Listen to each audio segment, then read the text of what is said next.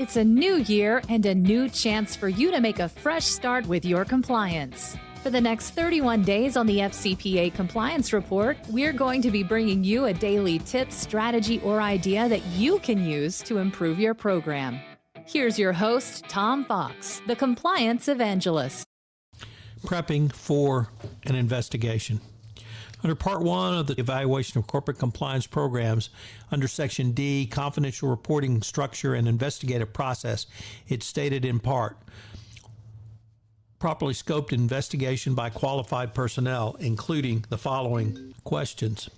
What steps does the company take to ensure investigations are independent, objective, appropriately conducted, and properly documented? How does the company determine who should conduct an investigation and who should make that determination? These questions were presaged by the DOJ's 2015 Yates Memo and the 2016 FCPA Pilot Program. The pressure on every CCO and indeed company is to get an investigation done quickly, efficiently, and most importantly, getting it right is even more important now. Jonathan Marks began cautioning that when considering any well-run investigation, a CCO must be cognizant of the strictures laid out in the guidance. It all begins with who in-house is looking at the complaint, and does the CCO, compliance practitioner, or legal team have the skills and capabilities to handle the matter which has arisen? Obviously, if there are esoteric accounting issues or significant internal control workarounds and overrides, the CCO may not have those skills to really understand all these issues. Similarly, if the matter is a global FCPA or equivalent bribery and corruption, these come in different flavors, and because they come in different flavors, you may not have the skills or capabilities to do an investigation that would take place in Brazil, China, Russia, or India. All of this ties into how the government will review an investigation, particularly if the company does not have the skills and capabilities to analyze the allegation, or if the allegation is serious enough where they believe that an independent investigation rather than an internal investigation needs to be done. Moreover, if the allegations or the investigation are going to be subject to scrutiny, one of the benefits of having outside counsel is that there's going to be independent skepticism and the ability to think through or work through things unlike you would have with an internal investigation where an internal audit function might be involved. Marks concluded by noting, from an outsider's perspective looking in, there was more credibility of having someone come to you conduct your investigation. Marks believes the first thing that any investigator must do is to understand the business environment and the extended business enterprise. What I really mean is understand the business you're dealing with, the industry that's in, and the potential risks, the pressures, motivations that might be at play. Understanding that generally with most frauds, there is some pressure to do something because of something else, and there are motivations. And of course, corruption is a form of fraud. Such an initial understanding can help you formulate a comprehensive internal control that might be in place or lacking that could not have been designated properly or overridden. The next step is to quickly and thoroughly analyze the underlying facts and circumstances related to the issues at hand. The number one issue is credibility of the complainant, and it's important to understand how allegations of wrongdoing came to light and the seriousness of the issues involved. At this initial state of the inquiry, that would include such questions as what are people saying has been happening, and what is the individual saying happened.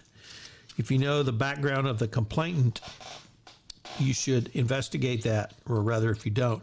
How long have they been with the organization? What is their role? Are they credible? Have they complained before?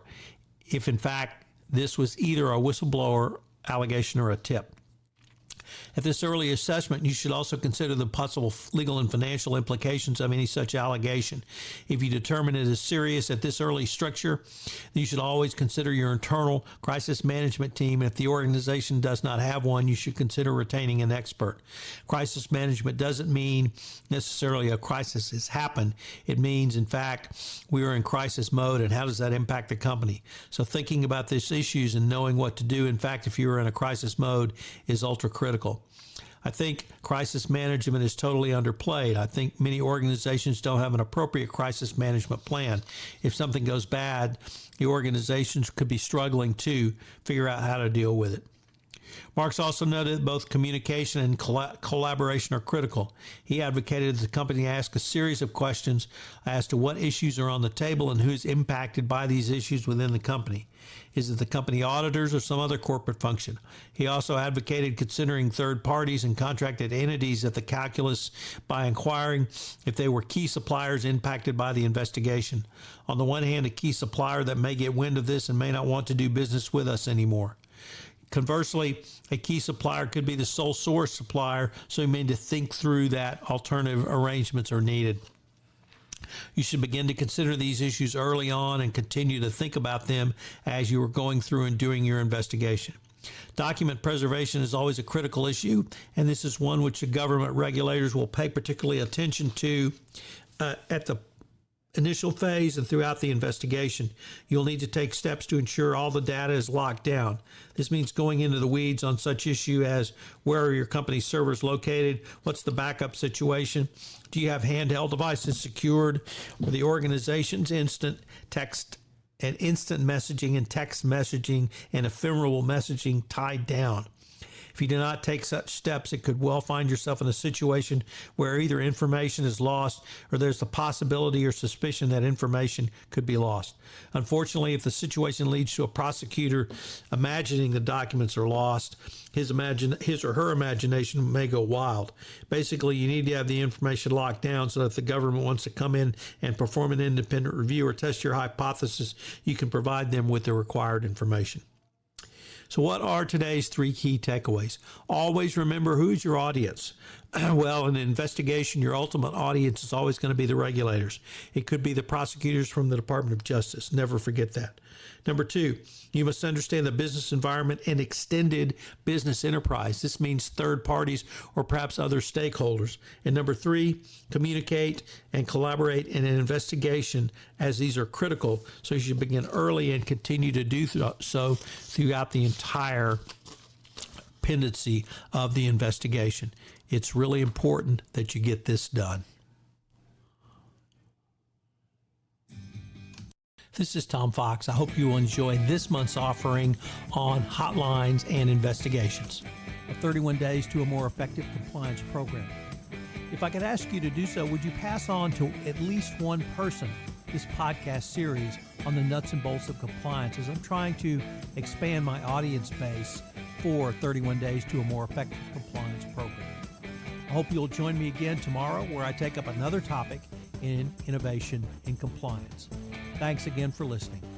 31 Days to a More Effective Compliance Program is a production of the Compliance Podcast Network. This podcast is a part of the C-Suite Radio Network. For more top business podcasts, visit c-suiteradio.com.